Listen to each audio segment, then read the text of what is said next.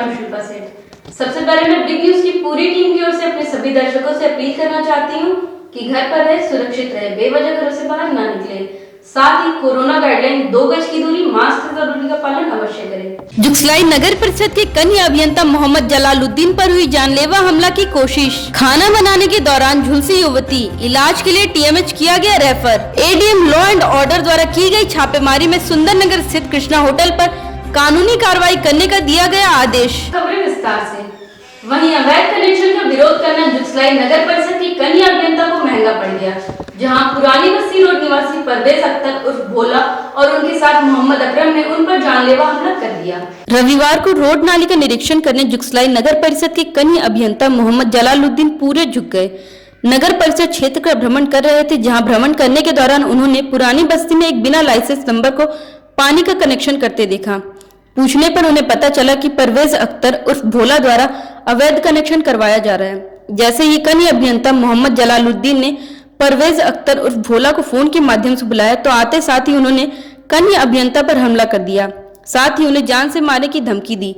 वहीं किसी तरह से जान बचाकर भागे कन्या अभियंता ने जुगसलाई थाने में परवेज अख्तर उर्फ भोला पर और मोहम्मद अकरम पर सरकारी काम में बाधा डालने, जान से मारने की धमकी देने, मारपीट करने व अवैध कनेक्शन लेने संबंध में लिखित शिकायत दर्ज की है और स्थानीय थाने से मांग की है कि जल्द से जल्द उन पर कड़ी से कड़ी कार्रवाई की जाए।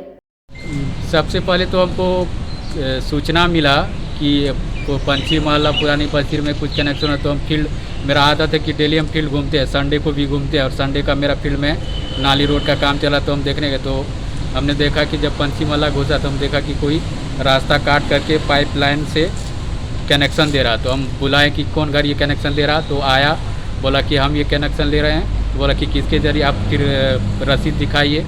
तो फिर वो रसीद दिखा नहीं पाया, बोला कि परवेज अख्तर उर्फ भोला से हम ये कनेक्शन करवा रहे हैं। वो बोला कि हम प्लम्बर हैं, हम आपका कनेक्शन कर देंगे। तो फिर हम उससे नंबर लेके परवेज अख्तर उर्फ भोला को नंबर लिए, उससे बुलाए कि आप आइए और रसीद आप दिखाइए, ये रसीद दिखाए और आप रजिस्टर प्लम्बर है कि नहीं है, आप वो कागज़ लेके आइए। तो वो बोला ठीक है हम आते हैं। 5 मिनट में आया। फिर वो 3-4 गो लड़का भी उसके साथ आया।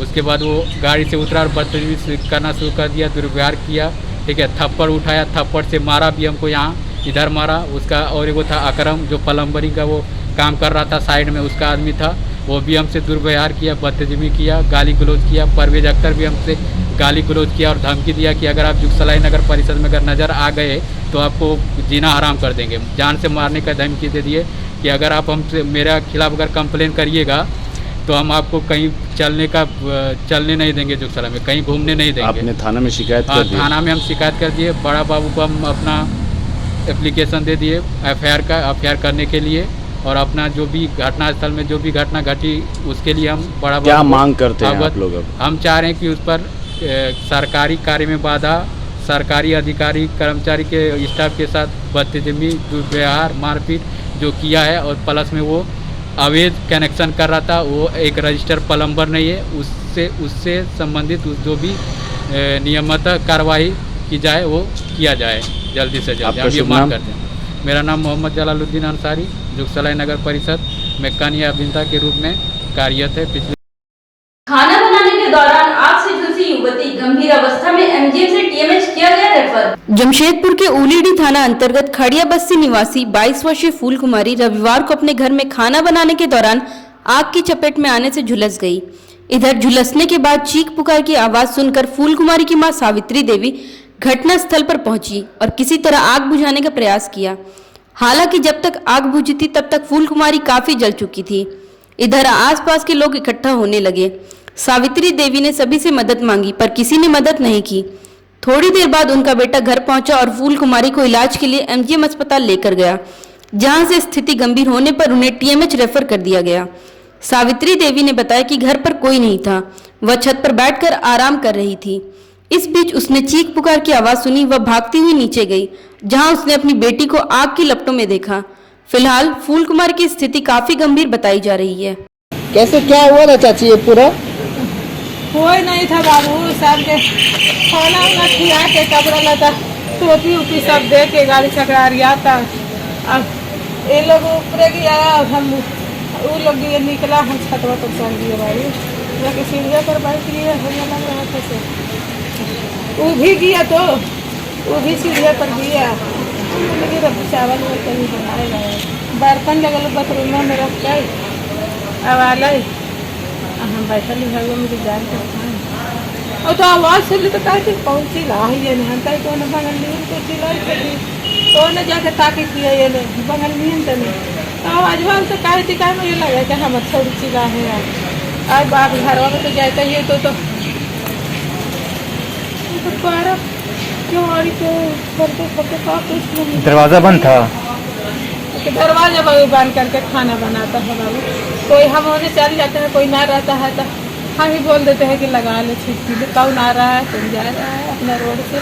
क्या नाम था उनका? फूल कुमारी। ये कोई मदद के लिए नहीं आया आपका जब ऐसा हुआ तो? सब आया बाबू सब देख देख के भाग गया मेरा घर में कोई आदमी ना है सब के दौड़ रहा है निकाला बाबू तनी टेम्पुआ बुला के लादा बाबू सब देख देख के भाग रहा है।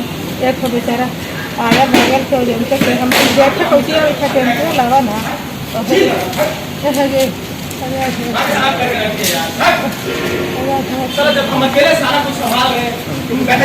इधर प्रशासन की लाल सख्ती के बावजूद सुंदरनगर थाना अंतर्गत कृष्णा ढाबा में संचालक द्वारा ग्राहकों को भोजन परोसा जा रहा था, जिसकी जानकारी मिलने पर एडीएम लॉ एंड ऑर्डर और प्रखंड विकास पदाधिकारी ने छापेमारी कर कार्रवाई। जिला प्रशासन द्वारा एनएच और जीटी रोड उपस्थित ढाबे को विशेष छूट दी गई है और शहर के अंदर स्थित होटल या ढाबे द्वारा ग्राहकों को भोजन पार्सल का आदेश दिया गया है।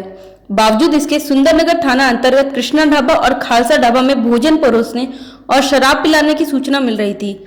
सूचना मिलते ही एडीएम लॉ एंड ऑर्डर और प्रखंड विकास पदाधिकारियों ने संयुक्त रूप से छापेमारी किया, जिसमें कृष्णा ढाबे के अंदर सामाजिक दूरी की धज्जी उड़ाते हुए लोगों को भोजन परोसते पाए गए, जहां एडीएम लॉ एंड ऑर्डर ने कार्रवाई करते हुए ढाबा को बंद करवा दिया और संचालक के विरुद्ध कानूनी कार्रवाई के साथ ही शहर के जितने भी होटल और ढाबे हैं उनको चेतावनी दे दी कि ऐसी गलती वे दोबारा ना करें, अन्यथा प्रशासन द्वारा कानूनी कार्रवाई की जाएगी। ये देखिए लॉकडाउन की गाइडलाइन सरकार की निकली है। कोई भी होटल जो एनएच का छोड़ करके या जीटी रोड का छोड़ करके कोई ढाबा है ना, ये लोग केवल ढाबा लिख देता है और सुंदरनगर में पड़ता है पीडब्ल्यूडी का पर्चे।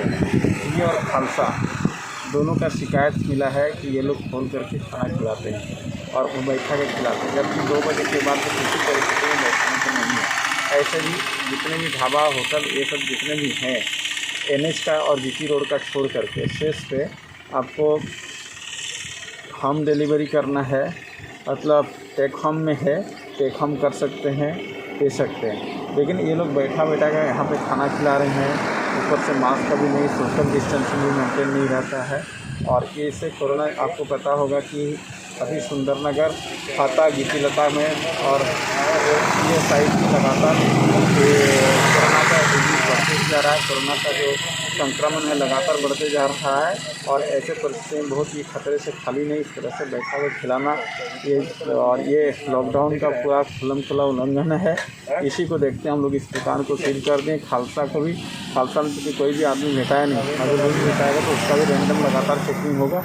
अगर बीच में अगर कभी भी खोलता है और इस तरह से बैठा के खिलाता है तो उसके ऊपर भी सेम कार्रवाई करूँगा जो कार्रवाई इस पर किया, क्योंकि किसी भी परिस्थिति में इस तरह से बैठा के खिलाने का नहीं है। खालसा में सर बार सूचना हम लोग को भी मुलाकात हुआ है कि बैठा के दारू पिलाता है। आज दारू भी सर्च किए, कहीं दारू मिला नहीं। अगर थोड़ा सा भी एक बूंद भी मिलेगा तो उसको सारा जेल में सोच के रखेंगे। सर ये जैसा अभी कृष्णा ढाबा पे आप लोग ना आए तो यहाँ पे कुछ आदमी जो शराब के नशे में थे, इस पे क्या कम है? शराब था नहीं, कहीं दूसरे जगह से पी के आया था। तो ऐसे परिस्थिति में अभी तो दुकान सील कर दिया, इसके ऊपर एफआईआर भी करेंगे। सबकुछ पहले पूछ लेते हैं, उसके बाद अगर ऐसा है तो उस पर क्या जवाब देता है, उसके बाद हम लोग इसके ऊपर एफआईआर भी करेंगे। लॉकडाउन की वजह से भूखमरी के कगार पर पहुंचे टाटानगर रेलवे स्टेशन की पुलियों के बीच विशेष एंड ब्लेसिंग एनजीओ द्वारा राहत सामग्री का वितरण किया गया। वहीं एरिया रेल मैनेजर ने एनजीओ की इस पहल की सराहना की। कोरोना के पहले लहर के कारण लॉकडाउन की वजह से ट्रेनों का परिचालन पूरी तरह से बाधित हो गया था। धीरे धीरे ट्रेनों का परिचालन शुरू ही हुआ था कि दूसरी लहर ने आम जनजीवन को पूरी तरह से अस्त व्यस्त कर दिया। कई ट्रेनों को अस्थायी तौर पर रद्द कर दिया गया है। वहीं दूसरी तरफ संक्रमण के खतरे को देखते हुए यात्रियों की संख्या शून्य हो गई है। ऐसे में रेल यात्रियों पर निर्भर करने वाली कूलियों की स्थिति दिन प्रतिदिन बद से बदतर होती जा रही है। वहीं विशेष एंड ब्लेसिंग एनजीओ के द्वारा स्टेशन के लगभग 25 कूलियों को खाद्य सामग्री का वितरण किया गया ताकि उन्हें राहत प्रदान किया जा सके। वहीं एनजीओ को टीम लीडर ने कहा कि एनजीओ का मुख्य उद्देश्य कोई भी व्यक्ति भूखा न सोए। इस उद्देश्य से कुलियों के बीच खाद्य सामग्री का वितरण किया गया है।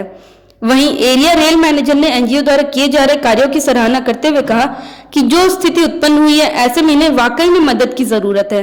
यह मदद इनके लिए एक बहुत बड़ी मदद है। विशेष एंड ब्लेसिंग्स द्वारा आज हम लोग ये राहत सामग्री बंटवाए और पिछले साल भी इसी तरह तब से लेकर अभी तक इस लॉकडाउन में भी हम ऐसे कई ज़रूरतमंदों के बीच में राहत सामग्री भेजे। आज किनके बीच बातें हैं? आज हम लोग टाटा स्टेशन के कुलियों के बीच में राहत सामग्री का वितरण किया। उद्देश्य क्या है आपका? उद्देश्य यही है कि कोई भी इस लॉकडाउन में किसी भी तरीके से भूखे ना मरे। क्या नाम हो आपका? आकांक्षा। क्या वो संस्था के? हम संस्था के टीम लीडर हैं झारखंड। ये जमशेदपुर में काम कर रहे विशेष एंड ब्लेसिंग्स जो एनजीओ है, उन्होंने स्टेशन पर काम कर रहे सभी पोर्टर जो कुली हैं, कुल मिलाकर टोटल 25 लोगों को उन्होंने राशन उपलब्ध कराया है।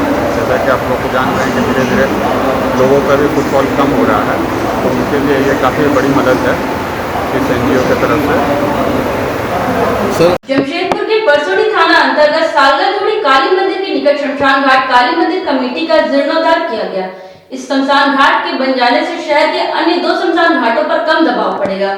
शहर वासियों को काफी राहत प्रदान होगी। वर्षों पुराने शमशान घाट की देखभाल स्थानीय ग्रामीण करते थे, जिसमें मंदिर के पुजारी का एक बहुत बड़ा योगदान है। पुजारी काफी वृद्ध हो चुके हैं। ऐसी स्थिति में उनकी जिम्मेदारी को शमशान घाट काली मंदिर कमेटी ने अपने ऊपर ले लिया। स्थानीय लोगों ने शमशान घाट का जीर्णोद्धार करने का निर्णय लेते हुए एक ट्रस्ट का गठन किया। ट्रस्ट द्वारा ही शमशान घाट का संचालन किया जाएगा। जानकारी देते हुए ट्रस्टी प्रदीप गुहा ने बताया कि शमशान घाट के जीर्णोद्धार हो जाने से शहर के कई बड़े हिस्से के लोगों के लिए दाह संस्कार में हो रही परेशानी से मुक्ति मिल जाएगी। उन्होंने बताया शमशान घाट में लकड़ी व मशीन से दाह संस्कार की व्यवस्था की जा रही है। शव को दफनाने की भी व्यवस्था इस शमशान घाट में की जा रही है।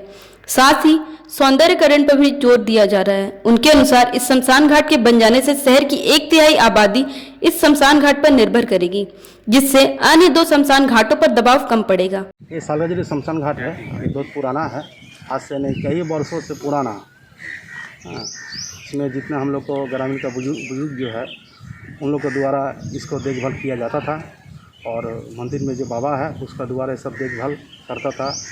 और उसमें बाबा का भी जो उम्र है बहुत ज़्यादा हो गई, 97 चल रहा है, जिसके चलते बाबा उतना कर नहीं पा रहा है। इसमें हम लोग आगे आके बाबा का साथ दे के हम लोग इसको रजिस्टर किए, ट्रस्ट बनाए, हम लोग बना के अभी अच्छा से ढंग से हम लोग भी काम कर रहे हैं। और अभी डेड बॉडी जलाने के लिए भी स्टैंड हम लोग बनाए हैं और आगे भी बढ़ा रहे हैं। जैसे हम लोग को और आगे चल के किसी को अगल बगल ग्रामीण को दिक्कत नहीं होगा, और इसमें हम लोग काम कर रहे हैं। फ़ायदा पहुंचेगा। सबसे पहले तो हम लोग को जो ग्रामीण क्षेत्र जो छटा हुआ जो है सबसे ज़्यादा इन लोग को फ़ायदा मिलेगा। जैसे परसुड़ी है आपका, अगल बगल इनकी राहगढ़ा, गादरा, गोविंदपुर, जेमको, लोको, हाँ बहुत सारे एरिया को अगल बगल जो है फ़ायदा मिलेगा। बताइए। हाँ, पहले तो अभी सोच रहे हम लोग एक नया आधुनिक टाइप का जलने वाला मशीन आया है, वो 100 किलो लकड़ी में वो चल जाता है, और 1.25 घंटा से 1 घंटा के अंदर में वो क्या है ना प्योर मतलब शुद्ध में जलेगा, ठीक है ना। एक दूसरे पर डेड बॉडी उसमें टकराएगा नहीं। जैसे इलेक्ट्रिक में होता क्या, एक दूसरे डेड बॉडी हमेशा नीचे ऊपर मिलते रहता है, तो यहाँ पर शुद्ध मिलेगा। तो कोशिश करें हम लोग शुद्ध वालों को पहले चालू करेंगे, इलेक्ट्रिक वाला करेंगे देखते हैं, लेकिन अभी हम लोग ये वाला चालू करेंगे। अभी क्या क्या चालू किया आपने यहाँ पे? अभी हम लोग स्टैंड बनाया है उसको डेड बॉडी जलाने के लिए, और दफनाने के भी यहाँ पर में जगह बनाए हैं। यहाँ पर में तालाब भी है, उसको संशोधन कर रहे हैं हम लोग। अपना नाम बताइए। मेरा नाम प्रदीप गुहा। जुगसलाई नगर परिषद के कन्या अभियंता मोहम्मद जलालुद्दीन पर हुई जानलेवा हमला की कोशिश। खाना बनाने के दौरान झुलसी युवती, इलाज के लिए टीएमएच किया गया refer. ADM law and order द्वारा की गई छापेमारी में सुंदर नगर स्थित कृष्णा होटल पर कानूनी कार्रवाई करने का दिया गया आदेश। फिलहाल के लिए इतना ही। मिलते हैं अगले अंक में। बिग न्यूज की पूरी टीम को दीजिए इजाजत।